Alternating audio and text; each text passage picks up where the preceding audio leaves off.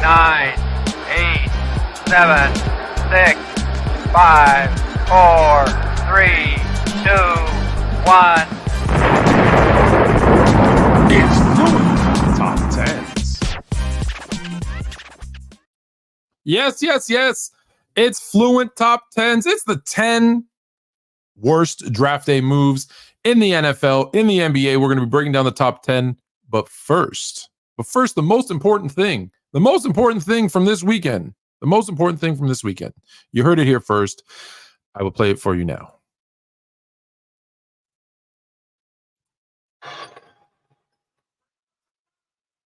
Yes, that's Fluent Jr. with the black tights on the arms and on the legs. Kobe. Oh, you know what? It's so good. We got to watch it again. Yeah, it's so good. We got to watch it. Yeah, we got to watch it again. That's right. Fluent Jr. First regular season game for the Mavericks. He called it. Kobe. Yes, sir. Fluent Jr. in the house, hitting a big three for his Mavericks. I had to play that. Second leading scorer in the game. Shout out to Fluent Jr. I know you're watching. Go to bed, son. All right. Next up, we're going to do some NBA and the week that was in the NBA before we get to the 10 worst. The 10 worst draft day moves by anybody. Here we go. This week in the NBA, our guy, SGA, led the league, led the NBA, averaged 37 points per game this week in the NBA. Our leading assist man, this might be the second coming of the past first playmaking point guard. I really like the way he plays. We had a thing about who would you build a team around. We were talking about some young players. And yes, it is. It's only NBA and NFL for the top 10. Yes, it is. It's the sports that I love the most. Yes. If you want to do other sports, Mo, I know I'm going off topic here, but if you want to do other sports, Mo, bring your top 10 worst moves in any other sport or any other top 10. I will invite you guys on to do that. Got to do Fluent Jr. top 10 plays of his regular season once it's over. You know what, Aaron? I might just do that. So Tyrese Halliburton, back to the weekly leaders in the NBA. Tyrese Halliburton, 13.3 assists per game. Crazy. He's lighting it up right now. If you're not watching, you should be watching this and having an eye on that game too.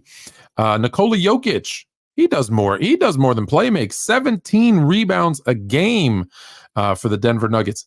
I think he's going to get his third MVP this year. I ain't lying. Brook Lopez of the Milwaukee Bucks led this week in the NBA with 3 blocks per game. And Jalen Suggs with 3.5 steals per game this week.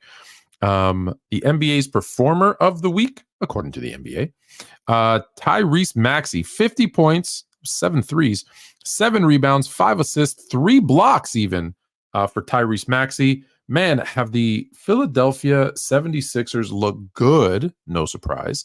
Have they looked good since getting rid of that bum, James Harden? And the Clippers haven't won a game. I believe they're 0-4. The Sixers are 6-0. And here's the thing, guys. We're going to talk about it more on Fluent and Chill on Thursday. But they have an opportunity, the Sixers, with the young talent and draft picks that they have. I know Harden's not a bum. I'm being hard on him. I know.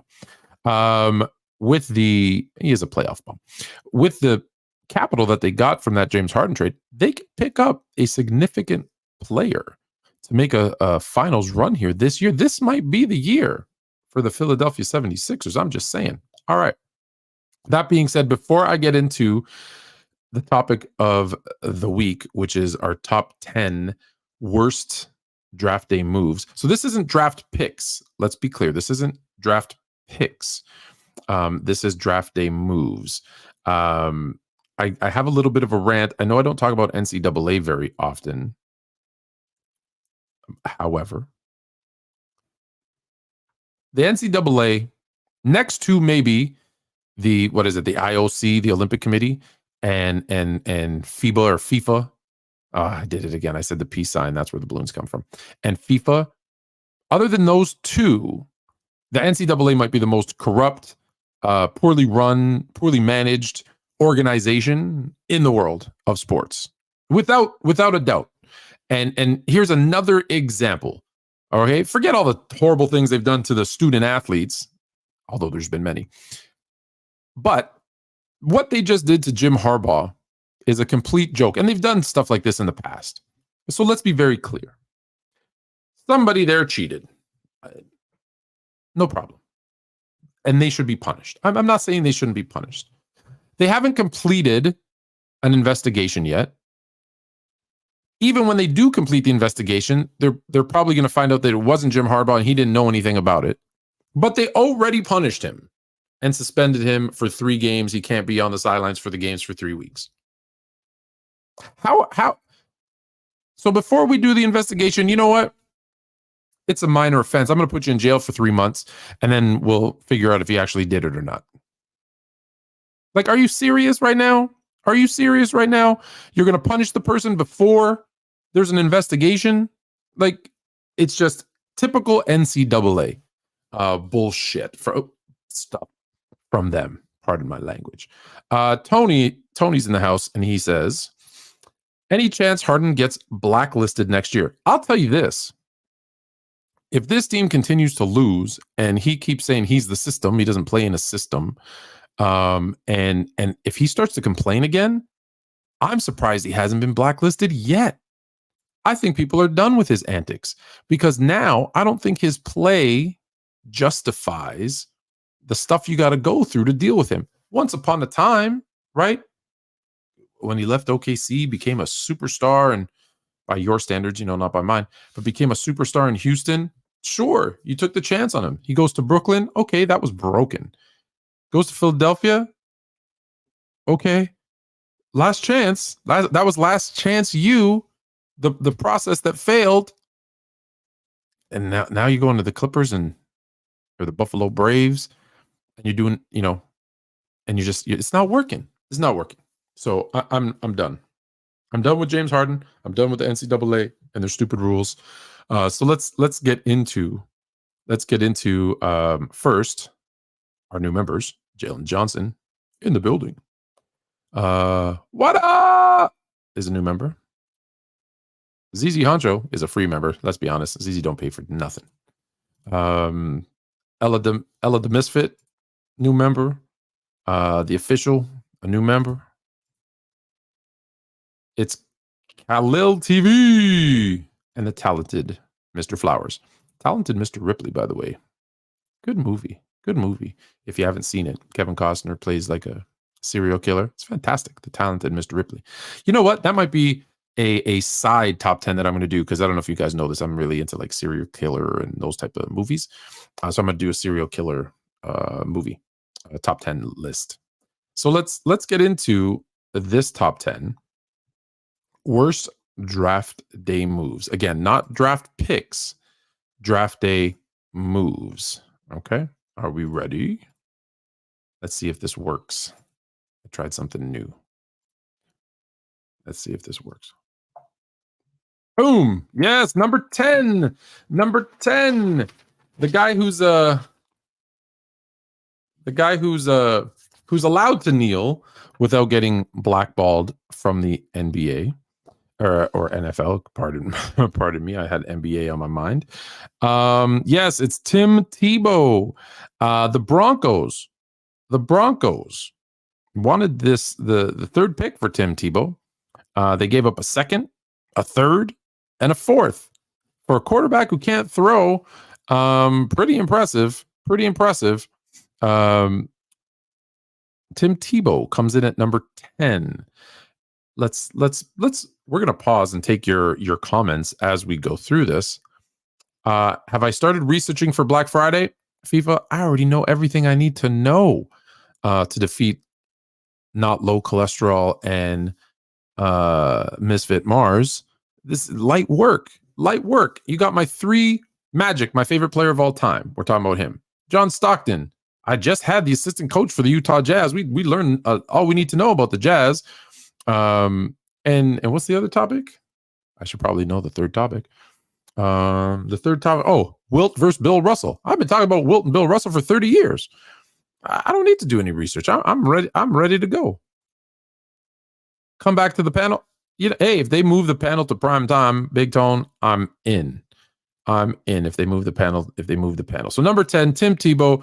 Again, 3 draft picks, a second, a third, and a fourth is just crazy. They did this in 2010, based on, you should have known, like, listen, yes, great college quarterback, won a lot of games, but look at that team. I know I defended him. You're going to say, but you defended him on gridiron. I was trolling a little bit, not going to lie.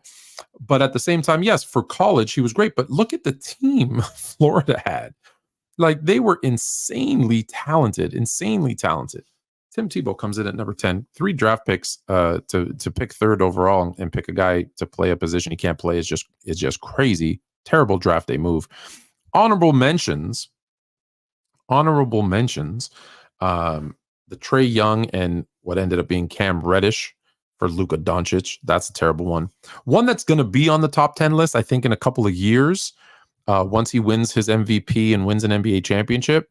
The trickery by Danny Ainge to get Markel's Fultz, Philadelphia, to take him so that he can take Jason Tatum. That's 100% on that list. I think Tatum, once Tatum does those things, because he will win an MVP and will win an NBA championship, I think he's in there. So number nine. Hold on a second. Ooh, that's nice. Number 9. I get to number 9? We're having technical difficulty. Oh, there's number 9. Who's that?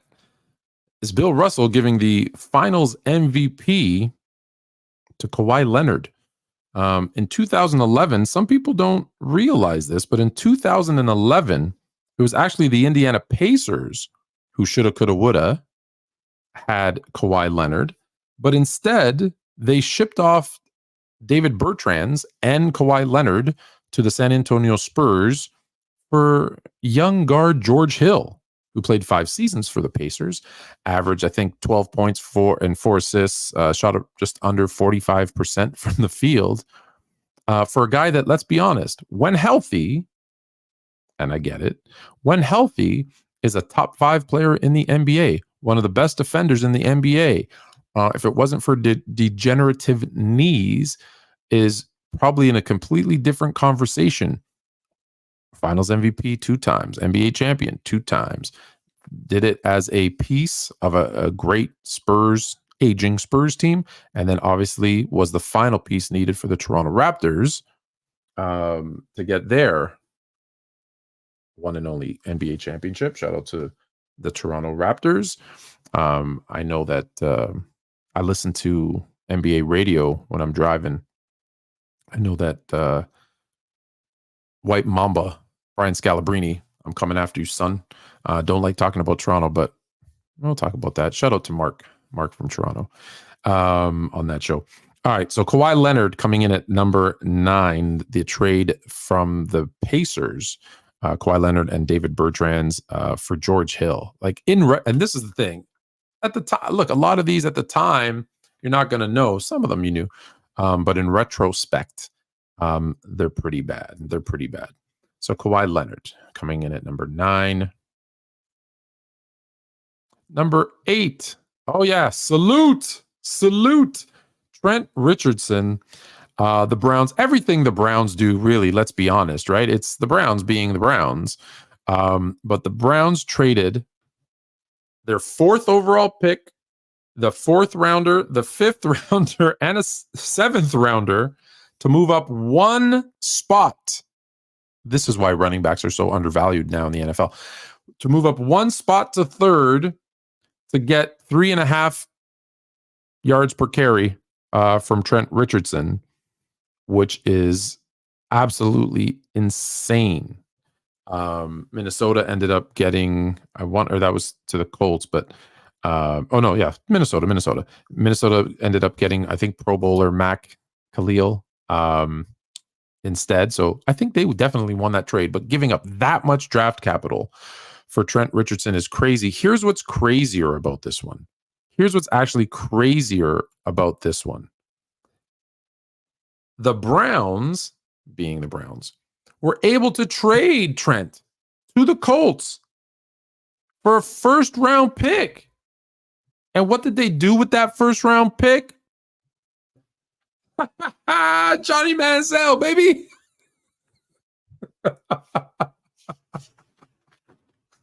Stop it. Get some help. No, he did. Yeah, he did. He stopped it and he did get some help. But yeah, could you imagine? You like got out of that mess and jumped into this one. So Johnny Football is your reward for getting a first round pick somehow, which is just like I said, that's just the Browns Browning. So that's Johnny Manziel, or sorry, it's Trent Richardson. It could be Johnny Manziel. Trent Richardson coming in at number 8. Number 9 is a trade, is an incredible trade. Number 9. This one just blows my mind. So once upon a time, there was a player in a city that wanted out. He wanted out so bad. And they put together a trade offer. And it was, oh, it's not this one. It's not, oh, we're going to talk about this one. Let's talk about this one. This is not on the list. It's not on the, well, it's not kind of on the list. Do you believe that the Raptors were offered when Vince Carter wanted out? Before that horrible trade to New Jersey, they wanted Vince Carter and Antonio Davis, and they were offering up a young Steve Nash and Dirk, and the Raptors said no, and instead traded Vince to New Jersey for a bag of peanuts and Alonzo Mourning, who refused to play there, and they had to buy him out, and he went and signed with Miami. That's not that's not number 7, but I feel like I need to bring this one up as much as I can because it's ridiculous. No, the actual number 7 is Dirk Nowitzki. In 1998, he was the 9th overall pick. And they didn't want him because he was, this big man, skinny big man shooting threes, I guess. Not shooting threes, but shooter who's not big and tough power forward that you want. And so the number pick, Dirk Nowitzki, traded for Pat Garrity and this man, Robert Tractor Trailer, rest in peace, for Dirk Nowitzki. So if you can believe it, they traded away Dirk, an all-time great, top, I don't know where you want to put him, top 15, top 20, one of the greatest power forwards of all time, one of the most unstoppable shots. As you could see, Tim Duncan unable to do anything against him, who carried the Mavs to an NBA championship over not 1, not 2, not 3, not 4, not 5, not 6, not however many championships. If the Miami Heat team of Wade, Bosch, and the other, what's the guy's name? LeBron. Yes, that's who Dirk led them over. But no, we're going to go with we want Tractor Trailer. You can have Dirk and Pat Garrity. We want, you can have Pat Garrity and we want Tractor Trailer. Sorry, it was just, I'm sorry. No offense, Tractor Trailer. Again, rest in peace, brother. So let me just recap quickly. Number 10 is Tebow to the Broncos. Number 9 is Kawhi Leonard to the Spurs. Number 8 is Trent Richardson to the Browns. Number 7, Dirk Nowitzki to the Mavs for this guy. All right, number 6. You knew this one was coming. Let's be honest. And you might ask, well, how can this guy be on a list of worst trades when he's an MVP? I know it's crazy. He's an MVP, and it was one of the worst draft day moves in history. So when I give you names like Deshaun Watson, Patrick Mahomes, and I told you, hey, the Chicago Bears, yeah, my Bears, the Bears traded their number 3 overall pick, their 17 and 18 third round pick, their 2017 fourth round pick to San Francisco so they can move up one spot to pick up the you thought I said M, but I said MVP, the Nickelodeon most valuable, or Nickelodeon valuable, whatever, Mitch Trubisky. Yes, they gave up the 3rd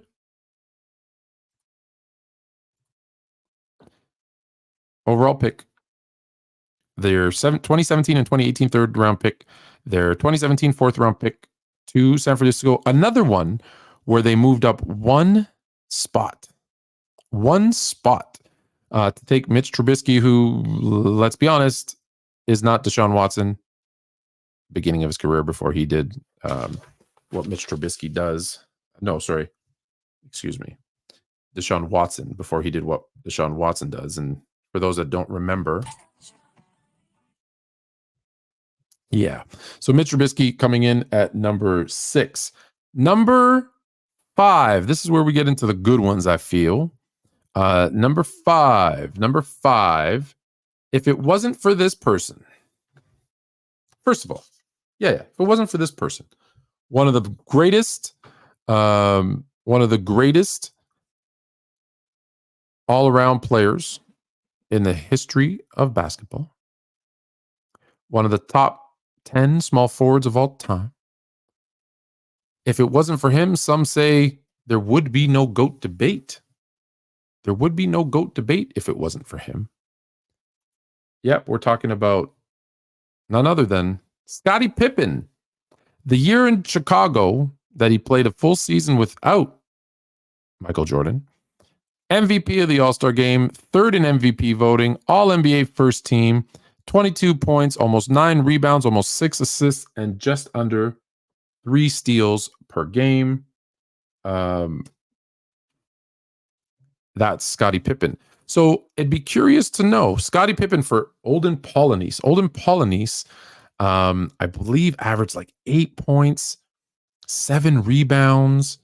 It was not a good trade at all for the Seattle Supersonics, who had Sean Kemp and Gary Payton already. So that team, if you think about it, that team would actually have been pretty good, right? You'd have Pippen at the 3, Payton at the 1, Pippen at 3, and Kemp was playing the 4.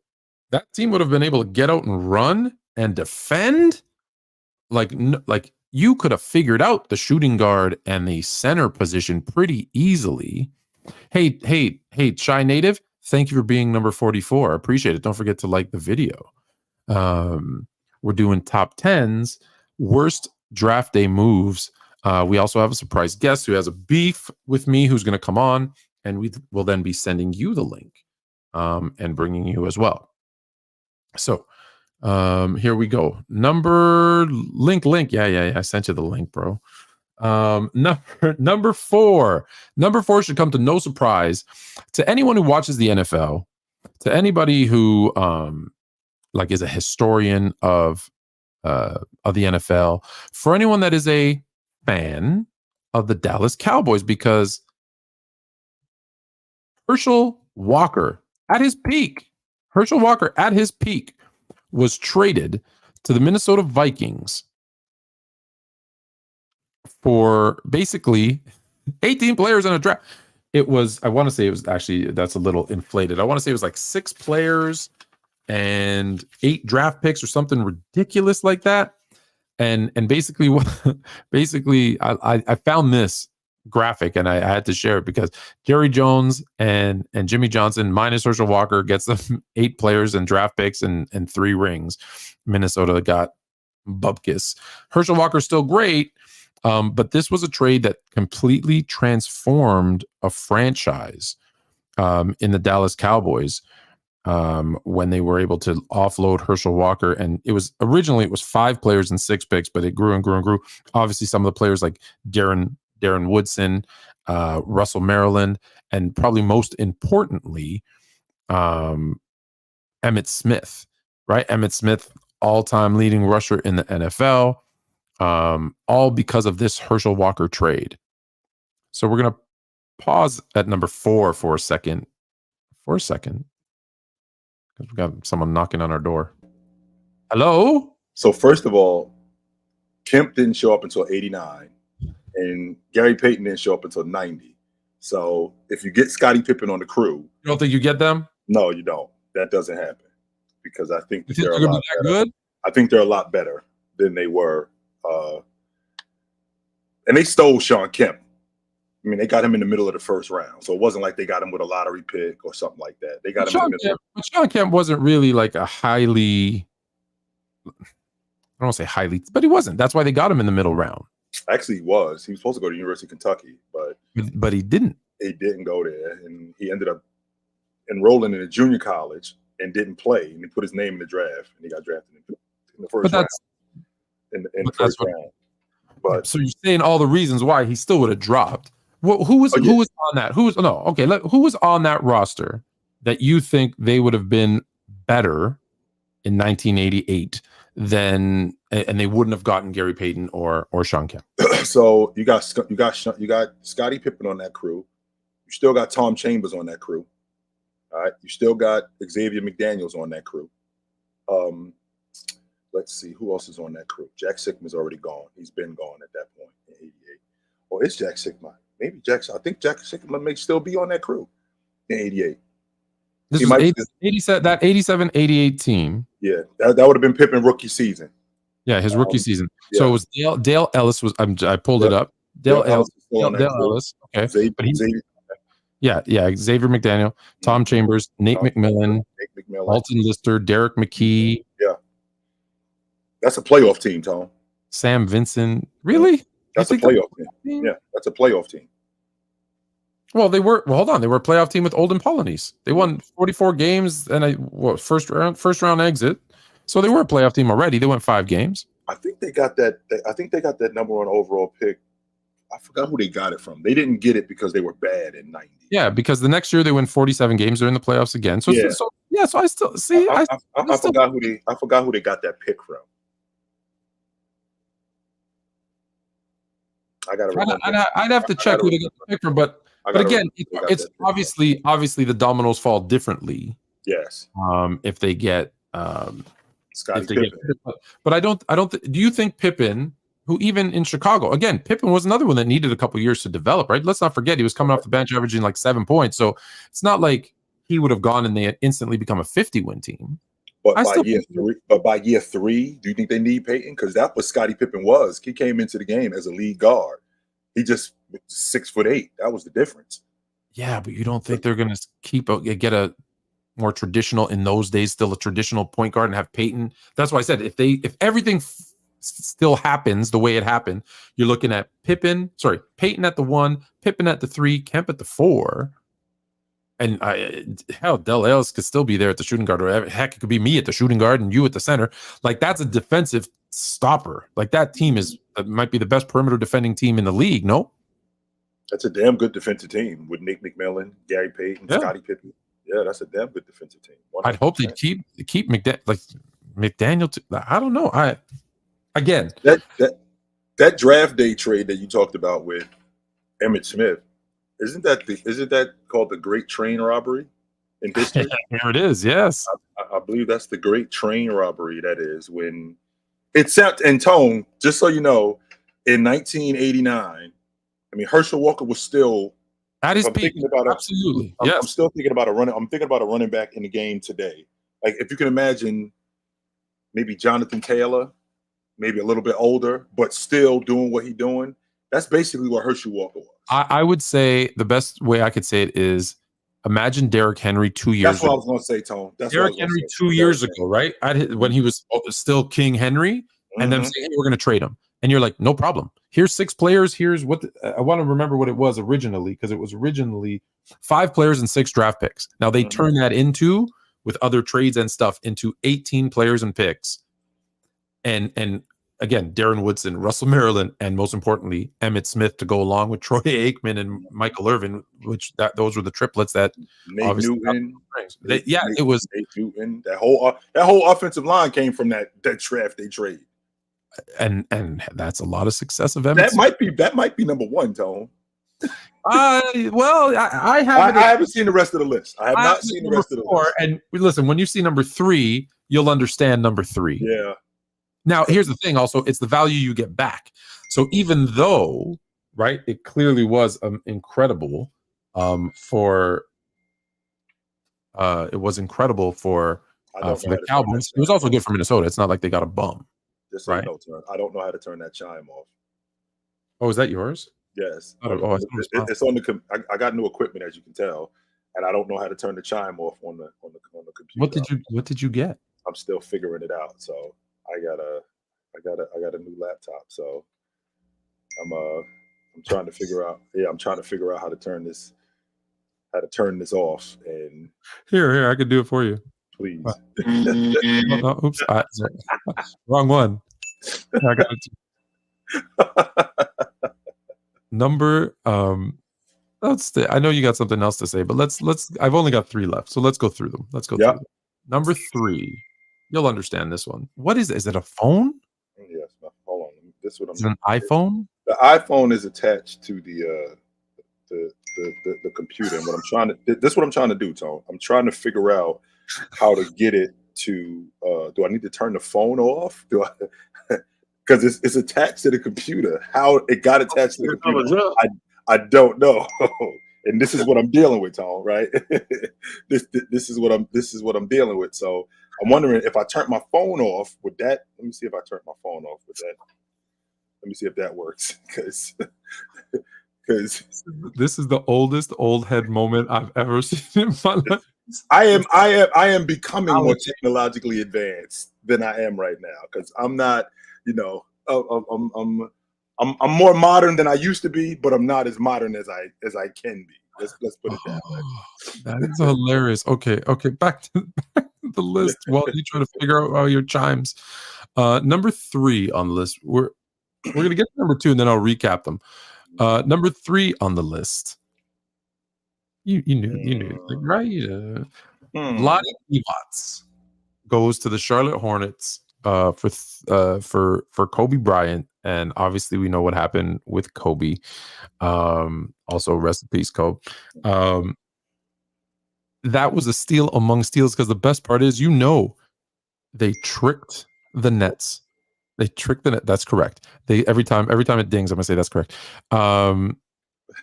They tricked the Nets and John Calipari not into not drafting Kobe, because they said if you draft him, he's going overseas. He's gonna go play in Italy. Even though he made it clear that he would have definitely been in if Jersey would have drafted him, he would have into that. Whoever so he said whoever drafted me, I would have played there, but they tricked the Nets into not taking him. The Clippers tricked themselves into. Am I getting feedback now from you? Whatever you did there, the Clippers tricked themselves into not taking him, even though they said he was the best workout they ever had. They're like, we can't, draft a high school kid. We would look stupid. Never heard that before. And then they tricked the Hornets into he'll only play for the Lakers, and they took Vlade Divac. Again, Vlade Divac's not bad, but he's only there for 2-3 years before he went to Sacramento for Kobe, who ends up staying in LA for 20 years. So that's number 3 on the list. It's Kobe. Tony, if you look at that roster in in Charlotte at that time, do they do the same thing that the Lakers did in terms of a bunch of vets around him, or do they ruin him? I think Kobe's going to be Kobe. I think he's just going to will his way into being great. So I think, who's on that team? Was it Muggsy Bogues? Larry LG? LG's already gone to New York, right? Is still Glenn Rice? Dale Curry's on that team. Dale Curry, yeah. He's already. I think you're having internet issues, Jay. You might have to drop off and come back on. Jay's having some internet issues. We'll give him a break. So Kobe coming in. Glenn Rice was on that team. Yep. Thank you. So Kobe's coming in at number 3. Number two could also easily be number 1. Because listen, Dennis Rodman put on a wedding dress and married himself. Ricky Williams put on a wedding dress and married Mike Ditka. So that's a little bit worse. Mike Ditka traded their entire draft, the entire 1999 draft for Ricky Williams. Some of the players that they got: Lloyd Harrison, Champ Bailey, Derek Smith, LeVar Arrington. Like they loaded up when they made this trade, and Ricky Williams was, more interested in, what. Still look, he's good, but to give up an entire draft class for one player, unless he becomes, and even if he does become the greatest running back of all time, it still seems like a lot. And Ricky Williams comes in at number 2. So I'm going to recap while we wait for Jay to come back, because Jay actually has a beef. So we're going to go through Jay's beef. But first, let's recap all 9 so far. Number 10 was Tim Tebow. He's allowed to pray. Number 9 was Kawhi Leonard, going from the Pacers. Him and David Bertrands for George Hill. Number 9. This was worst draft day moves. Trent Richardson to the Browns. They gave up way too much. Turned Trent Richardson, though, into a first-round pick and picked up, Johnny Manziel. So they made mistake after mistake. Again, that's just the Browns browning. Then you had the Raptors. Oh, terrible trade. But no, it was actually the Mavs who make a good trade, picking up Dirk Nowitzki. The Bucks went for a bigger, more traditional power forward in Robert Tractor Trailer. Rest in peace. That was Dirk Nowitzki at number 7. Number 6, Mitch Trubisky, the MVP to the Bears, giving up way too much to move up one spot. Number 5 is Scottie Pippen, who could have been an all-time great player on his own. The reason a lot of people say Michael Jordan has those 6 rings and is 6-0 in the finals, and people having the GOAT debate, because of Scottie Pippen. Who knows what could have happened if he stays in Seattle? I still think they get Gary Payton and Sean Kemp, and that team becomes a Western Conference powerhouse. But then again, hey, you never know. What if the Bulls had drafted Karl Malone instead of Keith Lee? A lot of different things could happen.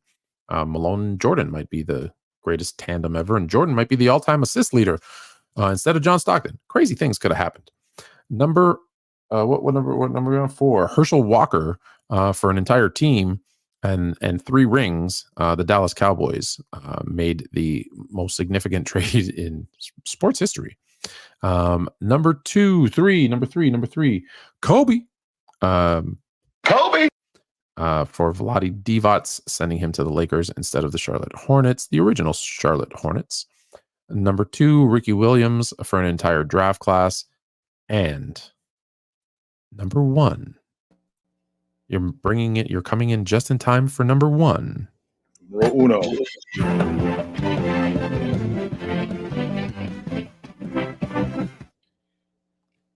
Bill Russell. So let's be clear on what happened. Because most people, including myself, originally thought something different, but this is what originally happens. So do you know who had? Let's do trivia. This is you probably know, so we'll give the chat a second. Do you know who actually had in 1956 the first overall pick? Yeah, the St. Louis Hawks. Incorrect. See, I thought that too. No. Yeah, I thought it was St. Louis. No, see, aha, you're wrong too, Sebastian. The Rochester Royals had the first overall pick, and Bill Russell wanted $25,000 as a signing bonus, and they're like, we are not paying that, and so they ended up drafting a guy by the name of Sir Hugo Green out of Duquesne, because they didn't want to pay him his $25,000. So with the second overall pick, man, Red Auerbach might have been like a time traveler, because how would he have known to give away his best player in Cliff Hagan, and Easy Ed McCulley, who hadn't played a game yet, because he was serving in the military. He traded those two to get the second overall pick. and get Bill Russell. And let me count the rings there. 1, 2, 3, 4. More than 11 fingers. More than 11 fingers. More than fingers. 11 championships in 13 seasons. 2 as a player coach, which is just insane when you think back in those days, right? Like we say it now, winning matters, and it does. Championships matter, and they do. Rings matter, and they do. But back then, I think it was even more so. Like they didn't care about personal accolades, with the exception of that dude you like so much, George Marcus. They only cared about winning. So at that time, the Boston Celtics and these guys did exactly what they should have done. So I don't know is it worse that the Rochester Royals didn't just pay him the $25K and draft him, or is it worse for the St. Louis Hawks could have picked him up at 2 and traded him away? I don't know. But that is the worst move on draft day history for me. That was your top 10. I will repeat it one more time for the people who are going to chop this up. And I won't, no more jokes. I'll actually just go through the list in its entirety very quickly. I was going to say Rochester too, by the way. Sure. It's easy to say it after the fact. No, I was going to say Rochester, but I understand how when you say it, you left some things out, Tone, with that story that he was supposed to. Who had the first overall pick? Well, here's the difference. He was actually supposed to. St. Louis was going to draft him, but it wasn't exactly the ideal place to go. And well, sure. It wasn't exactly the ideal place to go. And much like Kareem, yeah, in Milwaukee, and he after a couple of years was like, I should probably move to LA. Mm-hmm. And with him ending up in Boston, remember that he didn't just end up in Boston because of the trade. There were some other side deals. Like, for example, I don't know if you noticed, Tom, but the Rockettes in Boston, they got sent up to Rochester. Really? Yes, for Bill Russell. That's how they ended up with Bill Russell too. The Rockettes, like the dancing girls, yeah. We'll send you the Rockettes. Huh. For Bill Russell in 19. Do you know that the Bears had cheerleaders called the Honey Bears? I did not know that. And after they won the Super Bowl in 1985, the McCaskey said, well, that's not tough football, persona to have cheerleaders. So they got rid of them, and they haven't won a Super Bowl since. It's the curse of the Honey Bears. It might be. That might be, Tone. I guarantee you, bring them back. They win a Super Bowl. That very well could be that. No, 100% it could be. So let me go through the list quick. So number 10, Tim Tebow. Worst drafting moves. Number 10, Tim Tebow. Number 9, Kawhi Leonard. It should have been a Pacer. Number 8, Trent Richardson. Number 7, Dirk Nowitzki. Number 6, Mitch Trubisky. Oh, very similar. Number 5, Scottie Pippen. Number 4, Herschel Walker trade. Number 3, Kobe. Number 2, Ricky Williams for an entire draft class. And number 1, worst draft day moves, Bill Russell, not going to the Rochester Royals, not going to the St. Louis Hawks. No. Going to the Boston Celtics. What a difference. What a difference. The Celtics, NBA history, like, what would we say about the Boston Celtics? Because if you take away those 8 championships, or those 11, excuse me, it was 8 in a row. If you take away those 11 championships, they have 6. Mm-hmm. Okay, maybe they win some. Maybe they win some without him. Maybe. But like, it's a completely different conversation we're having, right? Because 17 ties them with the Lakers. 8 in a row is something we will never see. Let's be honest. Not in my lifetime. I doubt we'll that. never see 8. We'll never see 8. Very seriously. I doubt that very seriously. That I'm gonna see that again in my lifetime. A dude going to a team, not just going to the NBA championship that many times, but actually winning it. I don't think I'm gonna see that again in my lifetime. I doubt it. I think that's 2 things we're not going to see. I don't think we're ever going to see a team 8 in a row, and I don't think we're ever going to see a player go to 8 in a row. Do you think there's going to be a player we're going to see even on 2 different teams? Do you think we'll see a player go the best player on the team go to 8 in a row? That's almost that's basically a decade of seeing a guy in the finals. Yeah. Every year, this dude is in the finals. There's a generation of kids that don't know the NBA finals without LeBron James. Like there's a generation of kids that don't know the Super Bowl without Tom Brady. And he missed the decade. He missed, yeah. He missed the whole decade. Like he didn't get back for 10 years. How crazy is that? He went to, what did he go to? 9, 10? Yes. 10? He went to 10 and he missed, and there's a 10-year stretch that he didn't go. Right. And there was a stretch where he didn't win it for 10 years. He went back, but he didn't win it again for 10 years. So that's crazy. That's crazy. That's nuts. We've got 15 minutes left. Yeah. I opened it up to the chat, but I feel like you said you got a beef. You got. I do have something on my mind, Tone, because you and me had a conversation which you had decided to involve yourself in. This had nothing to do with you, but you involved yourself in it. So because you involved yourself in it, excuse me, because you involved yourself in it, okay, it's kind of like a fight. Like you want to jump in the fight. Okay, you want to jump in the fight. So involve yourself in it. I saw you picking on lesser opponents, and I just said, hey, let me just, like, I didn't throw any punches. I thought I was just telling him, hey, he's got a weak left shoulder, hit him there. That's all I was saying. That's not what you did, actually. In fact, you were in the corner, and what you did was you told him what kind of gloves I got on, and you actually put some extra stuff in their gloves for them. But you were wrong. You were wrong. I've been wrong. I admit when I'm wrong. You were wrong.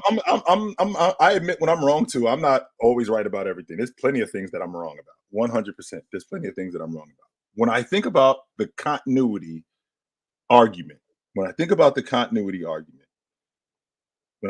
word continuity, which derives from the word continue, the synonym of constant. What's the most important thing? You've said this to me countless times, Tone. When you have quarterbacks in the NFL, more young quarterbacks are what, Tone? Ruined by coaches. Ruined. And why are they ruined, Tone? Like, in your estimation, when you talk about quarterbacks, why are they ruined? What's the problem?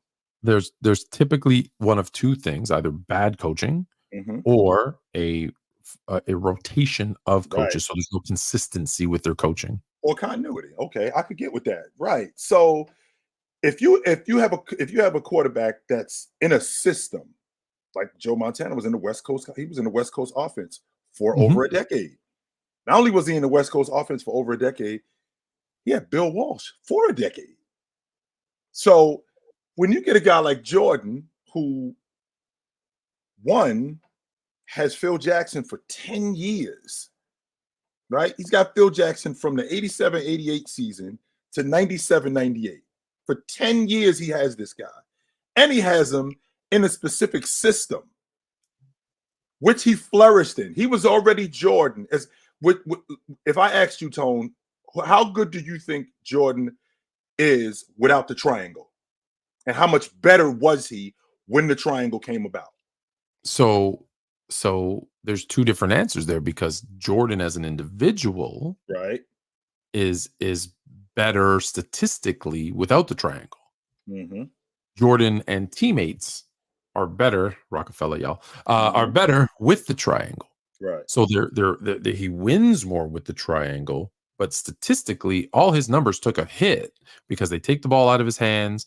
Obviously the read and react of the triangle, for those that know the triangle offense. Triangle offense, by the way, the Bulls didn't have this. It was actually meant, as you know, for a center. It's actually meant, it's a center-centric offense. Right.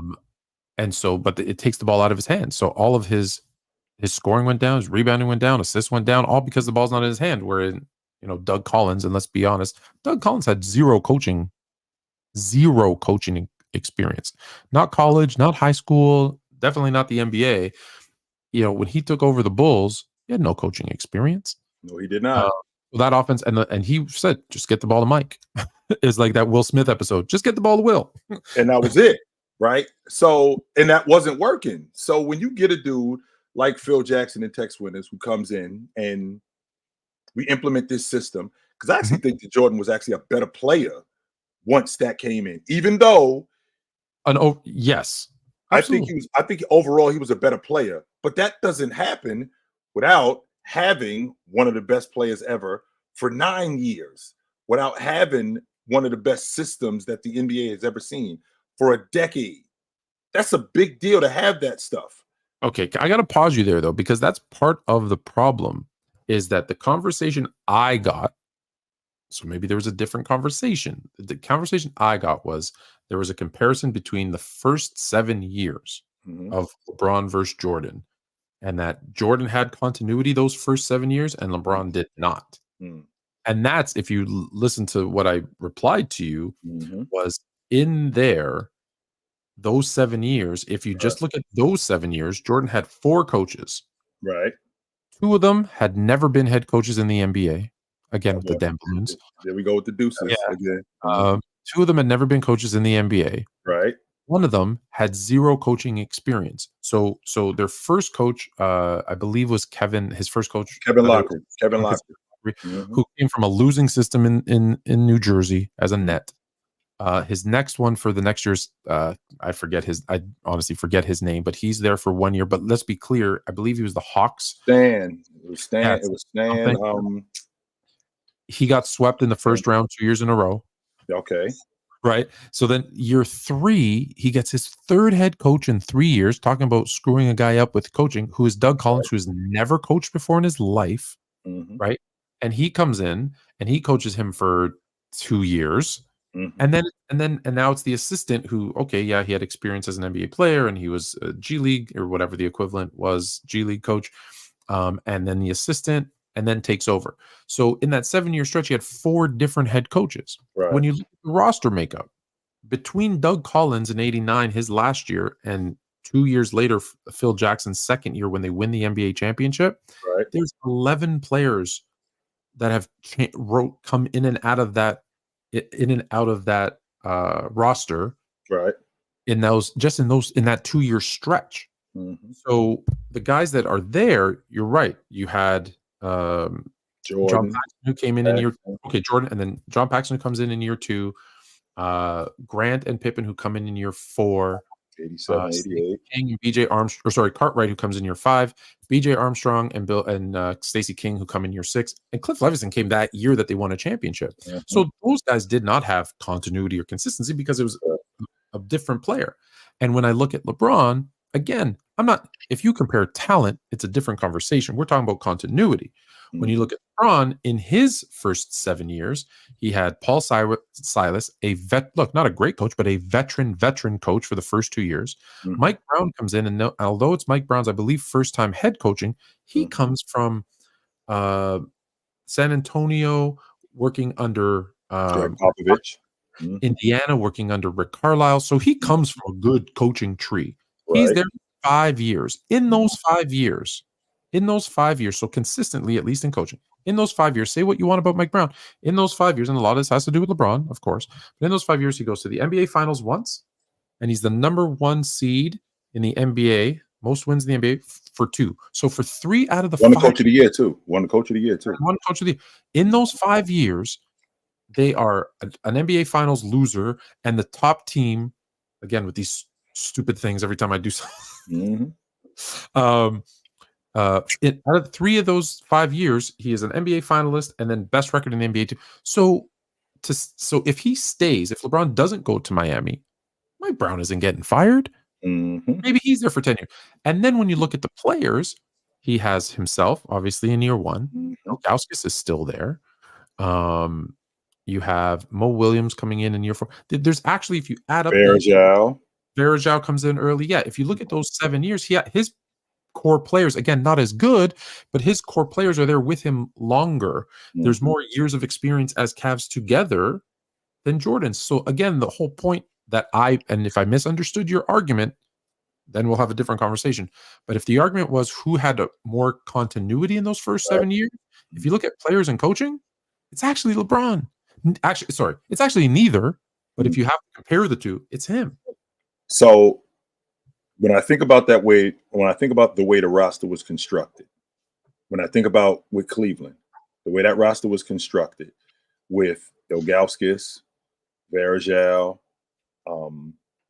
the 2 guard who I'm thinking about, and Drew Gooden, and I think he had those guys for 3 or 4 years. And the way that roster was constructed with the Bulls, where they put that roster together specifically to play off Jordan. And what they ended up doing When you got John Paxson in 85, okay, that's a shooter. That's a lead guard and a shooter. Then when you get Scottie Pippen and you get Horace Grant, okay, now I got a wing and I got another dirty work guy. When I get you trade Cartwright. When I trade Oakley for Cartwright, so now I got a big guy that I can go to on the block. So pause there for a second. But what did that do? Because Charles Oakley was Jordan's best friend. Charles Oakley was an enforcer. Charles Oakley was the guy who protected Jordan. Right. So that although I get what you're saying from a roster build perspective, that makes sense. But from a player's perspective, who's only been in the league 3-4 years and has been injured and is getting beat up, that's not probably mentally not a good thing. But actually it is. It doesn't look like it on the surface, but ultimately it is.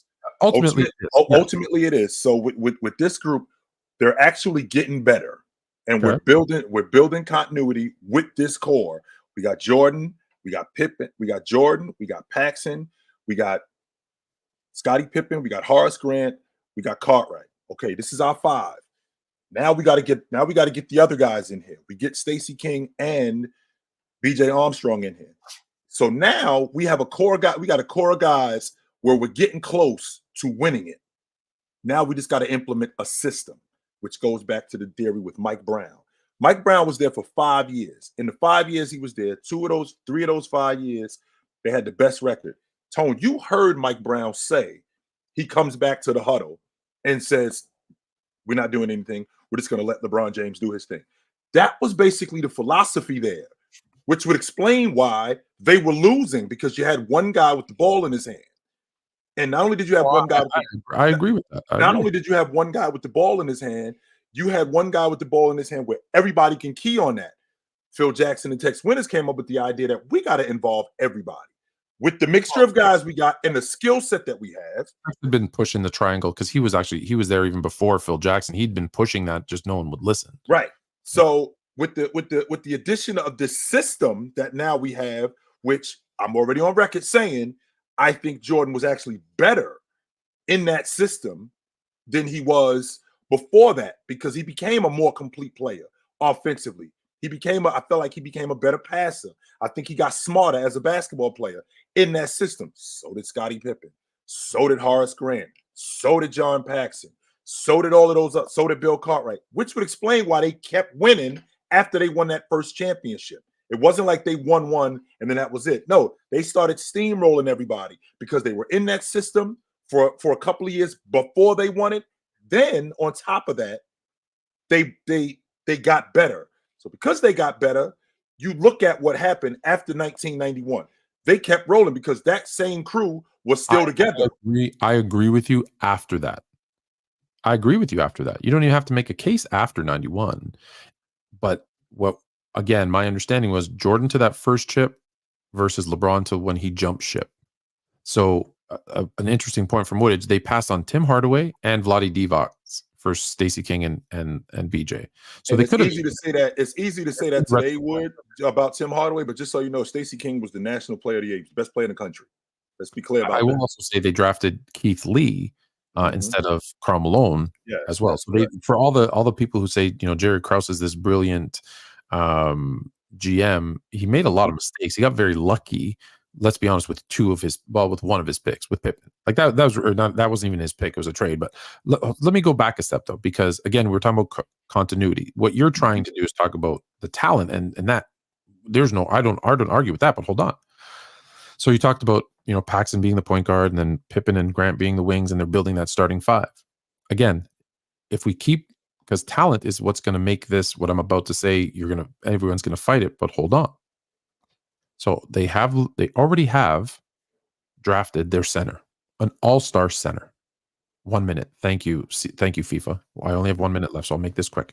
They already have their all-star center in Ilgauskas, which back then people would say, "Well, it's Ilgauskas." Back then you needed a big center in those early 2000s. So they have Ilgauskas, an all-star center. They bring in LeBron, their point forward, whatever you're going to call him. Then they get their power forward, dirty work guy in Anderson Varejao. Then they bring in a shooting guard who can shoot from the outside in Boobie Gibson. They bring in Delonte West. They then pick up JJ Hickson, another dirty work guy. They trade for Mo Williams. So they did the same thing. They didn't do as good of a job. The guys didn't pan out as well, but they had the same thought Kind of process. the idea, though, Tone. Right, That's but the idea, though. and that's the idea is it didn't pan out talent wise, but they had the same structure and they had the same coach and they had the same continuity for more years. So a lot of this. So if you think about it, we really splitting hairs because a lot of these avenues, like we're running on the same. We're running on parallel streets. That's all we doing.